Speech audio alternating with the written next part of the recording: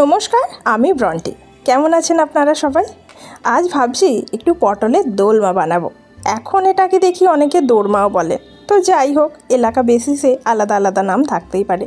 এই পটলগুলোকে কুড়ে টুড়ে নিয়েছি, কর্তামশাইকে বলেছি একটু চিংড়ি মাছ এনে দিতে, আর সাথে একটু পটল চিংড়িও করার ইচ্ছা আছে আর কি, তাই কেটে রেখেছি। চিংড়িগুলো কিন্তু বেশ ভালোই বলুন। পটলগুলো কুড়ে নিয়েছি দেখুন, আর এবার একটুখানি ভেজে নিচ্ছি আর কি। এই কড়াটা কেন এত কালো হয়ে গেছে বলতে পারেন? আমার কাজের দিদিও মেজে মেজে তুলতে পারে না, আমিও পারি না। তো যাই হোক, পটলের মধ্যে এবার স্টাফিংটাকে ভরছি, বেশ টাইট করে ভরেছি জানেন তো। এই স্টাফিংটার মধ্যে রয়েছে, প্রথমে একটুখানি আমি পেঁয়াজ ভেজে নিয়েছিলাম, তার মধ্যে মশলাগুলো দিয়েছিলাম, আর তারপরে চিংড়ি মাছটাকে বেটে নিয়ে ওটার মধ্যে দিয়ে দিই একটুখানি সেদ্ধ আলু, সেটার মধ্যে অ্যাড করে দিই।